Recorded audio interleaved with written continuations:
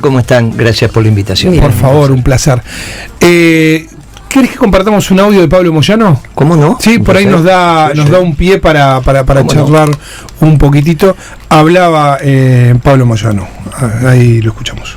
El movimiento sindical siempre mal visto, la CGT, bueno, todo lo que ya sabemos. Parece que todos los responsables de los males del país son los dirigentes gremiales. Cuando vienen los modelos de derecha, como pasó con Macri, como lo está pasando ahora, los que ponen la jeta, más allá de los dirigentes, somos los dirigentes gremiales. Pusimos el cuerpo, hasta muchos pusimos casi en juego la libertad. Sí. Después, cuando vuelve el peronismo al triunfo, los dirigentes gremiales a la cola. No, creo que somos partícipes en la calle, en la resistencia, pero también cuando se tenga que discutir, ¿no?, el poder, sí, no vuelva nuevamente el peronismo. Yo no tengo dudas que el peronismo va a ser nuevamente gobierno dentro de 4 años, porque esto es irresistible. Yo veo a veces los noticieros cuando a veces nota la gente en la calle, los aumentos del combustible. Tremendo. Vos fíjate las imágenes de Mar del Plata. Yo soy de Mar del Plata y parece la época de la pandemia, no hay nadie. Todo eso es responsable de la locura de un tipo que dice, vaya, libre mercado, liberación de precios. Yo me acuerdo cuando Sergio lo decía,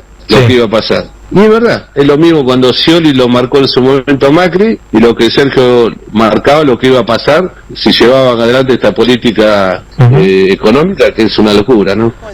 Bueno, ahí está, hay como varios temas, Guillermo, ¿no? En la declaración, varias cuestiones, pero una, esta que vos venís diciendo acerca de la necesidad, porque él en otro fragmento habla de la necesidad de reorganización del peronismo, lo más rápido que se pueda.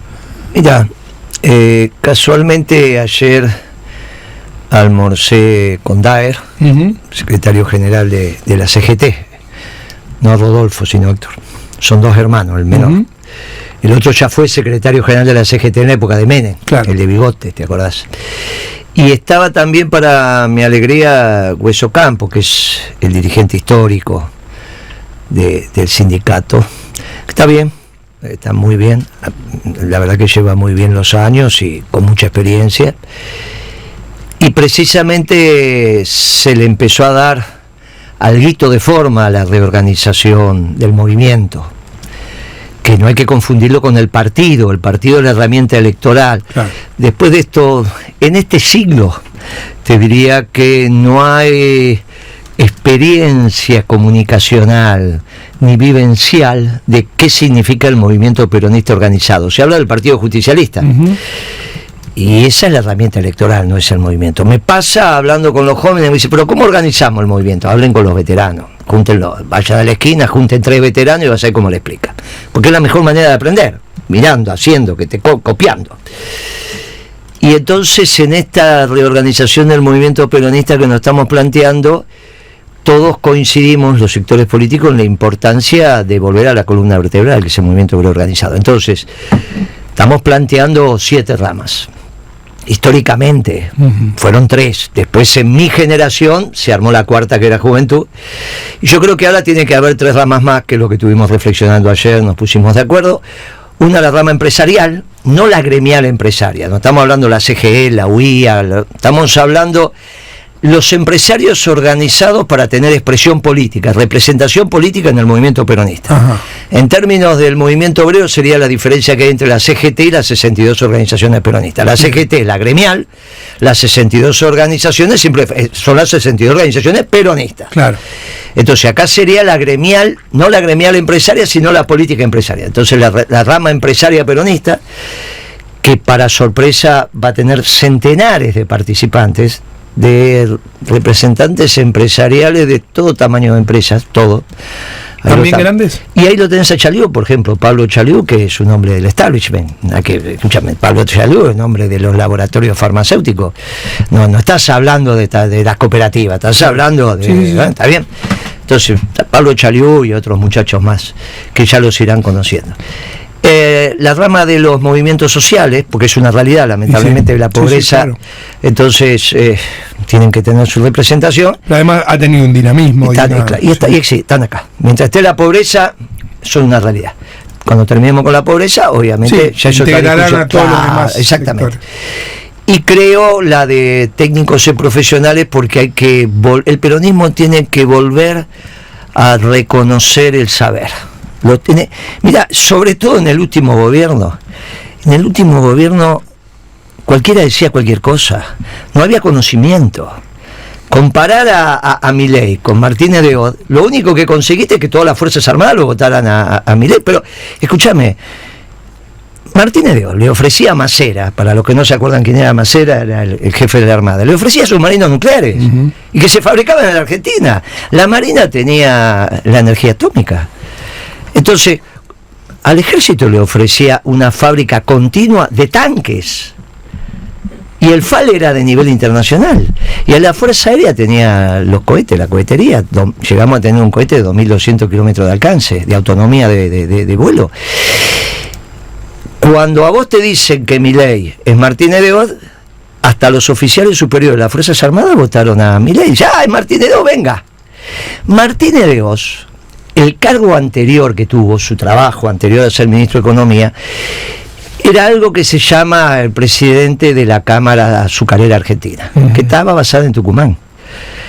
Mirá la distancia que hay que este muchacho termina con la ley azucarera.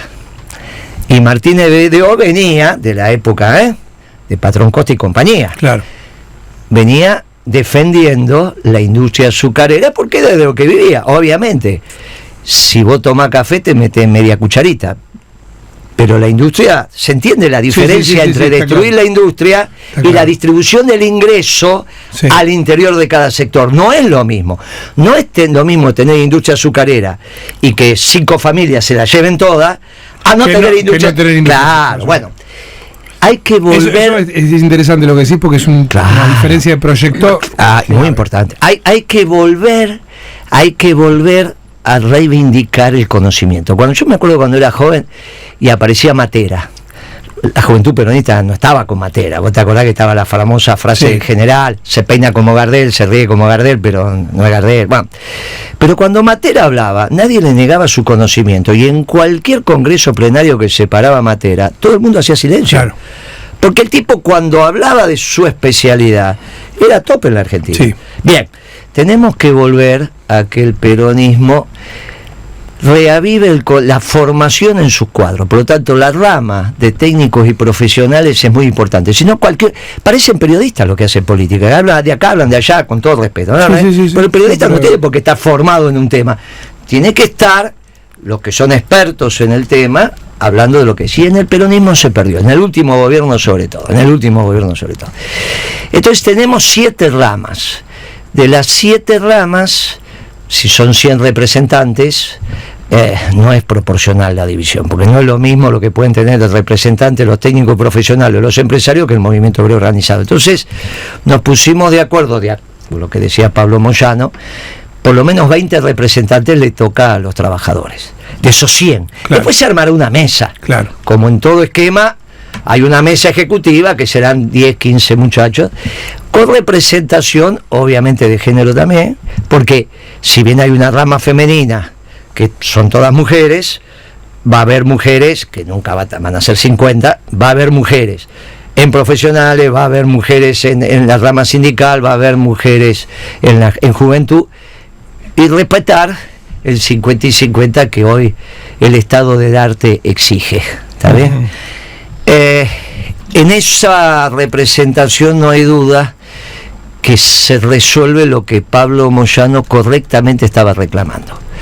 El movimiento obrero organizado tiene que tener representación en las listas y no un dirigente suelto por ahí.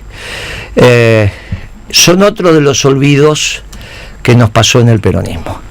Tiene toda la razón Pablo Moyano, y simplemente, seguramente ya se lo transmitió Daer, pero seguramente si no, escuchará esta conversación, y ayer en la reunión con Héctor esto se habló en estos términos. Y vamos a empezar a recorrer el país en las semanas subsiguientes para organizar rápidamente el movimiento peronista. Yo creo que Moyano no se quiso meter en camisa de 11 varas, se habló de 4 años. Pero nosotros, yo al menos con toda seriedad, vengo diciendo que esto va a ser, dentro de la ley y el orden, un gobierno breve, dentro de la ley y el orden, no hay que hacer ninguna resistencia, no hay que poner palos en la rueda, hay que dejarlo que gobiernen, Pero bueno, ellos no pueden impedir que la justicia, como representante del status quo, falle ajustado a derecho. No pueden decir... Ayer Patricia Bullrich estaba muy enojada con la justicia laboral. No pueden decir que es la casta. Están equivocados. Porque sí podrían decir que a la revolución anarcocapitalista se le opone el poder institucional que defiende el status quo. Sí, para eso está la justicia. No en este sistema, en cualquier sistema. Vos vas a Cuba, también la justicia, el tipo que protesta lo mete preso. En Alemania o en Cuba. Donde fuere, la justicia está para defender el status quo, porque cuando vos institucionalizás la revolución, hay una justicia que cumple las leyes de esa revolución, cualquiera sea. Los mexicanos tuvieron el hallazgo de ponerlo en el propio nombre del partido, ¿no? Bueno, Partido acá, de la Revolución Institucional. Acá lo que tenés, claro, acá lo que tenemos que respetar es el trabajo de la justicia. Dijimos que iba a pasar.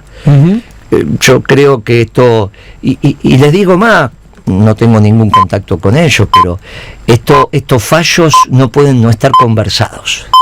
No pueden no estar conversados. Que hagamos un punto ahí, primero porque tenemos que ir a las noticias, y segundo porque me parece que es un punto interesante para retomar después de las noticias esto de cuán conversado está y qué es lo que se está discutiendo en el establishment, bueno, en las fuerzas vivas, digamos, de la Argentina, una expresión antigua pero que todavía tiene algún peso. Acabo de decir en el inicio del programa, está muy bueno, pero lo mejor que escuché fue Viene Guillermo Moreno. Espero para escucharlo. Abrazo, Luis de la Reja.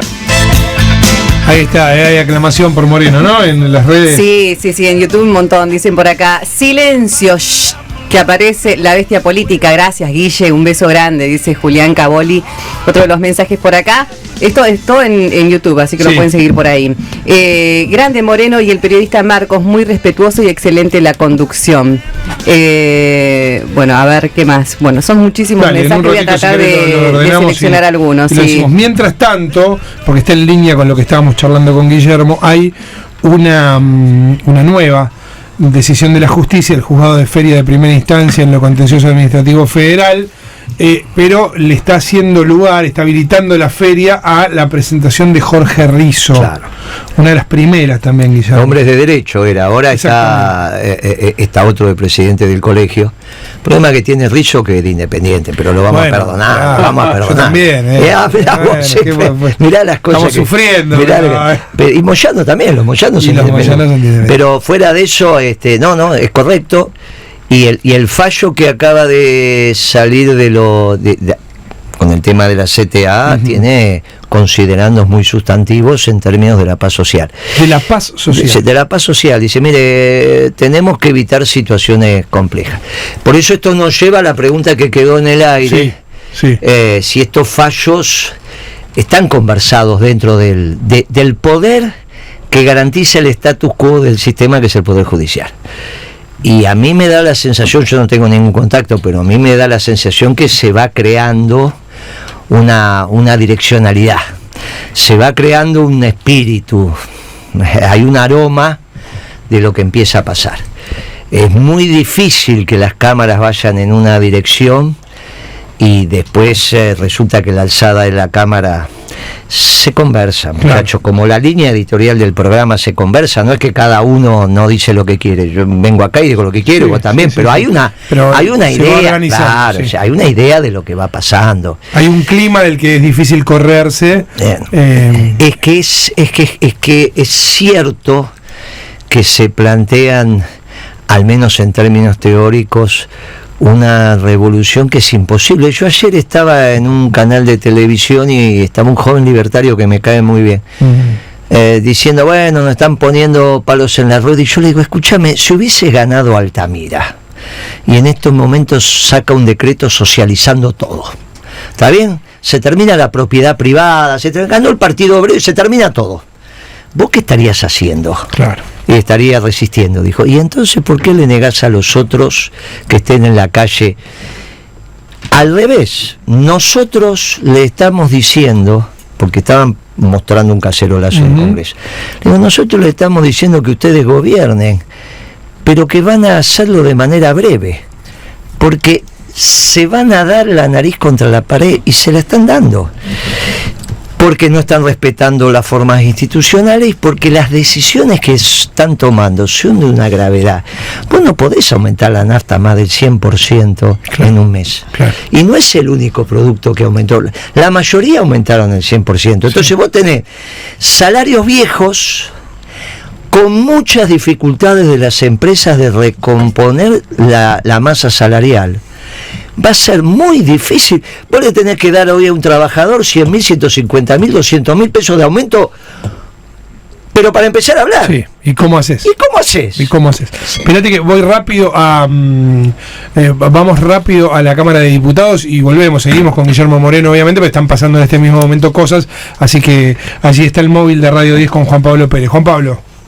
Marcos, buenas tardes. Estamos aquí en el anexo de Congreso, donde comenzaron las comisiones en el día de hoy, pero ya hubo uno que tiene que ver un pequeño enfrentamiento, más que enfrentamiento, unas pequeñas disposiciones que tuvieron que ver en lo que refiere cuando empezó la primera las comisiones de comisión de presupuesto, que estaba liderada por el diputado Esper, en el cual, bueno, hubo varios idas y vueltas. Para que nos cuente bien, porque realmente sabe de esto que pasó, está con nosotros Martín de Taz, él es diputado, obviamente todos los conocemos, así que ya lo dejo en contacto contigo para que nos cuente un poco qué pasó y también porque nos decía hace instantes nada más que ya a partir del 10 de diciembre cambió completamente la forma de entender y trabajar la política en la Cámara.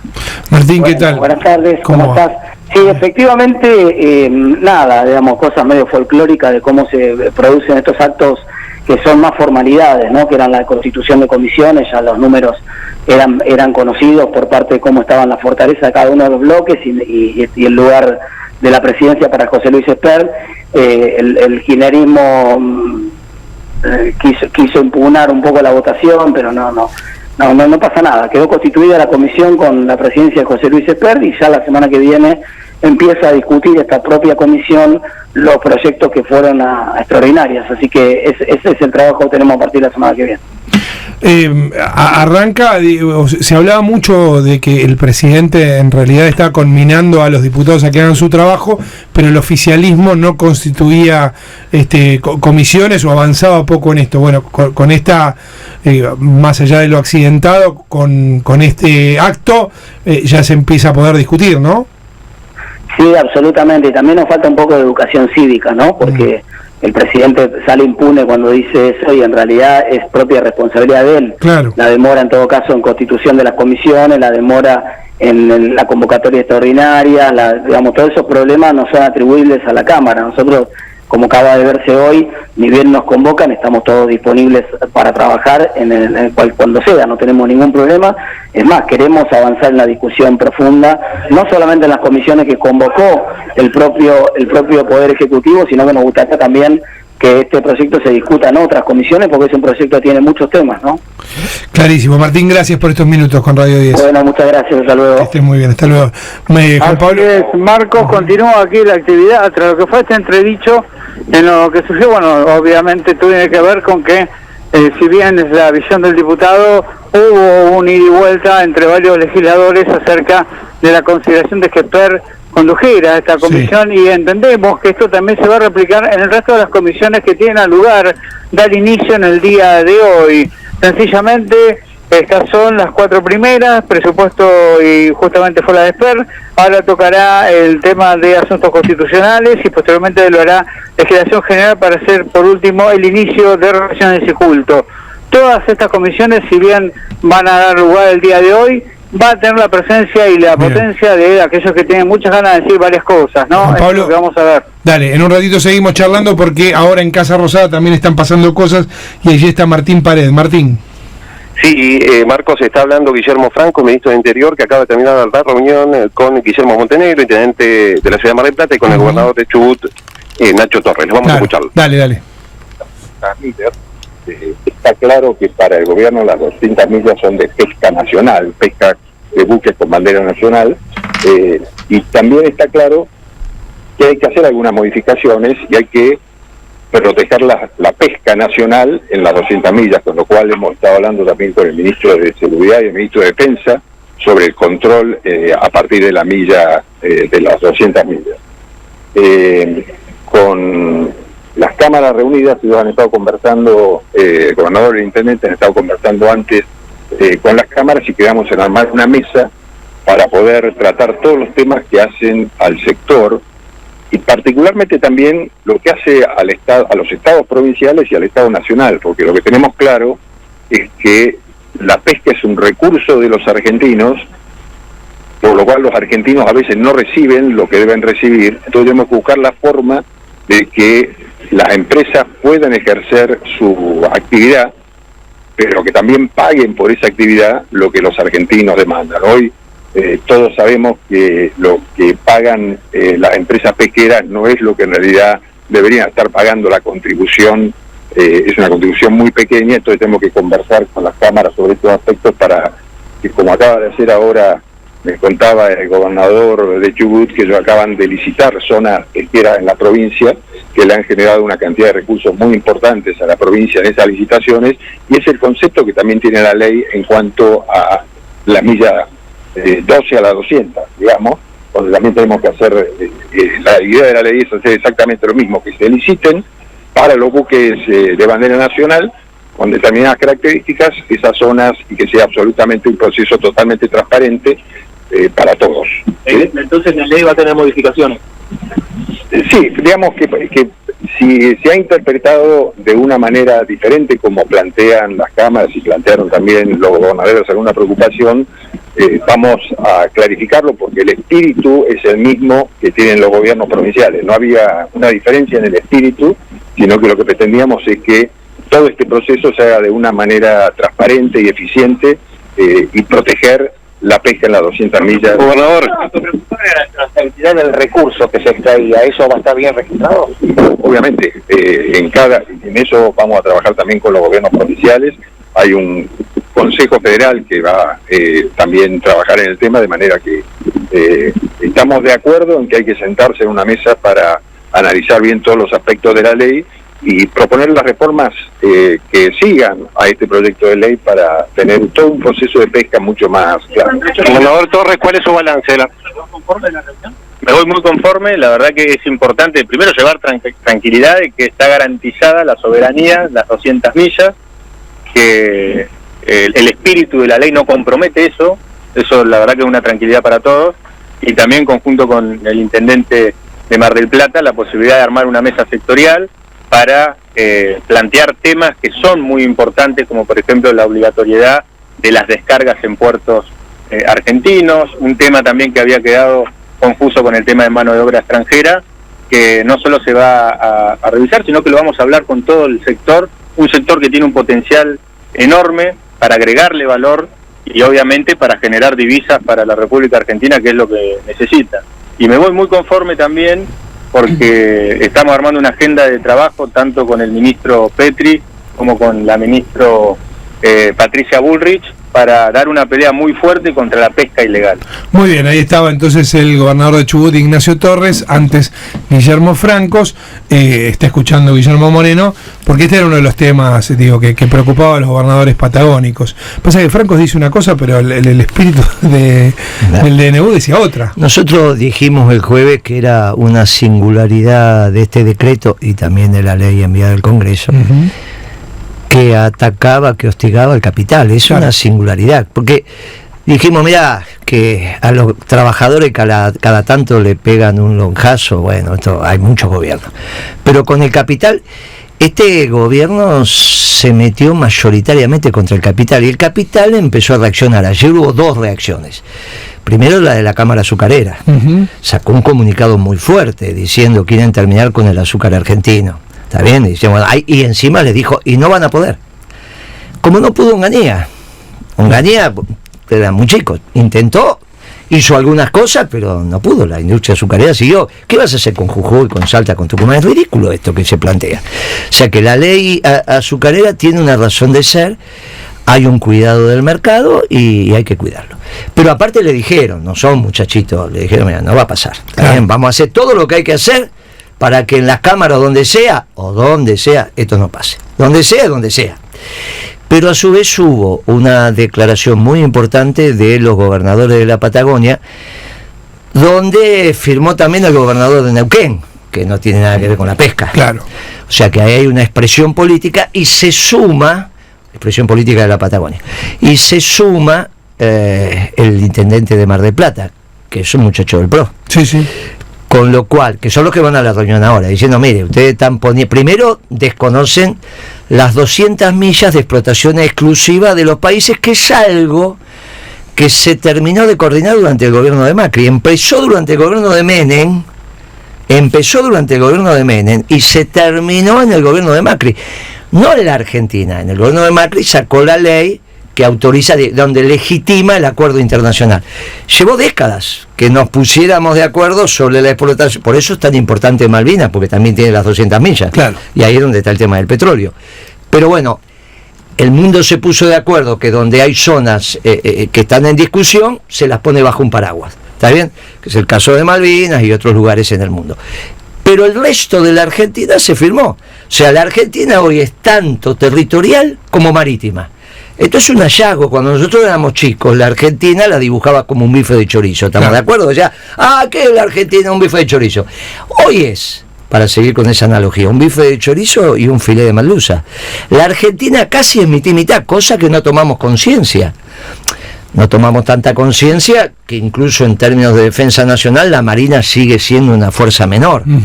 Sigue siendo en términos de capacidad de combate, porque vos lo que tenés es el despliegue del ejército para defender, para que los que entren al territorio no se puedan quedar. Esa es la hipótesis de defensa argentina. Entran pero no se quedan. Ahora en el mar no pasa esto. Claro. En el mar, en esas 200 millas, entran, salen, hacen... listo. O sea que también en las hipótesis de defensa nacional tenemos que empezar a pensar que la Argentina tiene tanto espacio continental como espacio marítimo.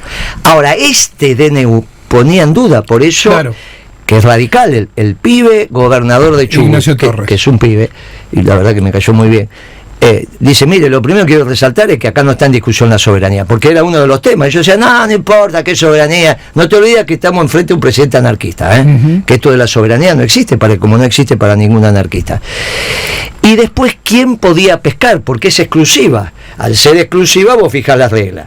Entonces, bueno, si viene un barco extranjero, tiene que tener tanta tripulación, tiene que descargar en los puertos argentinos. Bueno, todo eso quedaba en veremos. Cupo de captura. Todo eso, claro, y esto tiene que ver con la plata que tenés que poner para pescar. Ahora, todo esto estaba en veremos. No es cierto que cambió el espíritu. Sí. Entonces empieza un proceso. Pero ahí yo tengo pregunta. Capaz que vos no la podés contestar.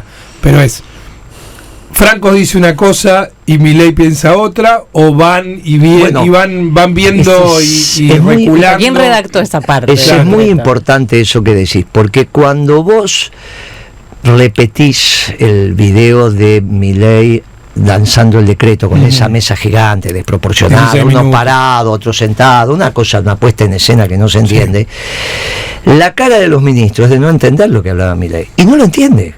¿O vos pensás que alguien ahí leyó alguna vez sobre la revolución anarcocapitalista?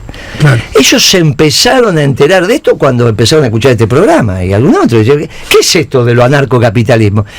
Así como el gobierno anterior, en su inmensa bestialidad, dijo que era Martínez de Hoz, estos muchachos que vienen a trabajar también creyeron que era Martínez. Volvemos a... No, y el otro les empieza a hablar de cosas que no tienen nada que ver, porque los fundamentos del decreto es la expresión íntima de Milei de un país anarcocapitalista, y esto es lo que la institución, que tiene que ser defendida por el Poder Ejecutivo, por el Poder Judicial, empieza a reaccionar. Y no solo, porque en este caso la Patagonia se unió más Mar del Plata, en el norte se une el capital azucarero, dice, muchachos, no pasarán, con una consigna, viste, que parece que vienen los realistas, y ahí se van armando cosas donde le van poniendo el límite natural, sin ninguna resistencia callejera. No es necesario, esto hay que dejarlo que transite, porque se va a agotar en sus mismas situaciones, se va a agotar, y en el límite de cuando esto se agote es cuando dijimos que Milei se va a deprimir, porque es la lógica de un adolescente. Claro. El adolescente primero está excitado, y va, y qué sé yo, viste el primer beso que te diste, el amor de tu vida, estás loco, no podés dormir. Después viene la etapa de contigo pan y cebolla, y contigo pan y cebolla te dura algunos meses, y después viene la etapa donde decís las cosas seriamente. Bueno, Milei de a poquito está saliendo de la etapa adolescente, va a entrar en la etapa contigo pan y cebolla, que son estas negociaciones, hasta que al final no se levante de la cama y se deprima. Están pasando un montón de cosas mientras habla Guillermo Moreno. Hay un último momento. Radio 10. Último momento. Otro revés en la justicia para el DNU de Milei, con la firma del juez Enrique Lavie Pico del juzgado de Feria de primera instancia en lo contencioso administrativa federal, resolvió desarmar el amparo colectivo contra el DNU y habilitar la feria para cada caso por separado. Reiteramos, nuevo golpe en la justicia contra el DNU de Milei. Vamos a ampliar. Radio 10, siempre noticias.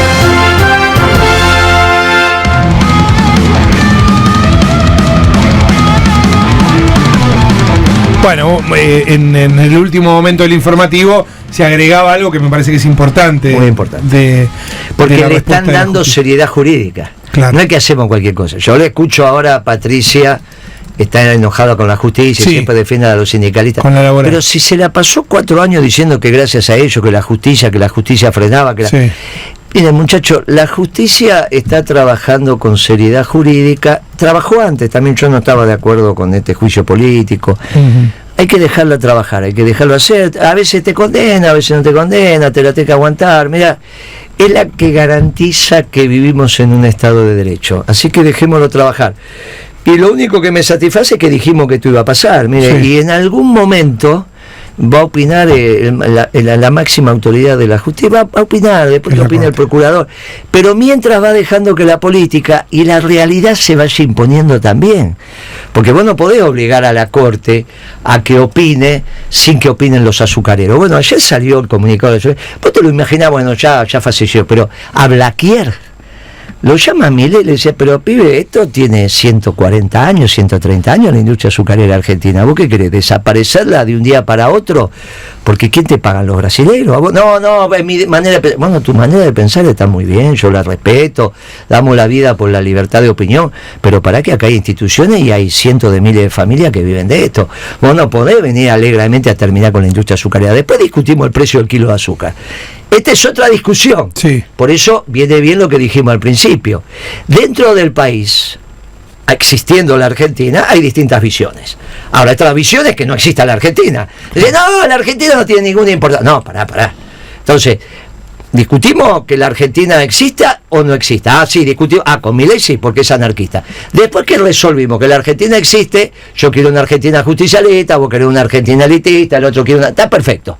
Pero no discutimos la Argentina. Y estaba poniendo en tensión la discusión de la Argentina porque conmocionó el aparato productivo argentino, y esto no es razonable. No es razonable que hostigue inmensamente al aparato productivo. Claro. Y todavía te falta que te hable los despachantes de aduanas, porque ahora las compañías de turismo, toda la industria, imagínate que desaparece la industria automotriz. Todos nos criamos con poquito más, un poquito menos. No te digo volver al Torino, 95% auto nacional. Pero bueno, que Córdoba no tenga industria automotriz, que vos digas, no hay más auto en Argentina, como si esto fuera Chile o Uruguay. Esto no existe, muchachos. Nos quedamos ahí en el punto, pero en realidad estamos hablando exactamente de lo mismo, porque el informativo acaba de anunciar algo vinculado al modo en el que la justicia está tomando el DNU, y Vanessa Petrillo lo va a ampliar brevemente. Vane, ¿cómo andás? ¿Qué tal? ¿Cómo les va? Bueno, sí, la justicia está jugando, ¿no? Fuerte. En el caso del DNU, ahora habilitó la feria para analizar los amparos contra todo, el decreto de necesidad y urgencia. Habilitó la feria para tratar el amparo que interpuso Jorge Rizzo por gente de derecho. Estos son los grupos importantes de abogados. Y lo importante, bueno, es que también lo desvincula del proceso colectivo, es decir, que lo que hablamos ayer, ¿no? De que cada uno vaya interponiendo medidas judiciales en la medida que afecten los intereses. Bueno, ahora lo que hace la justicia contencioso es habilitar la feria de enero, que no estaba habilitada en el contencioso, para tratar este DNU. Esto es importante también. O sea, hasta ahora tenemos el fuero laboral, suspendió lo que es todo lo que tiene que ver con el derecho al trabajo en la acción que contamos ayer, la de la CGT, y hoy hizo lo mismo en la acción de amparo interpuesta por la CTA.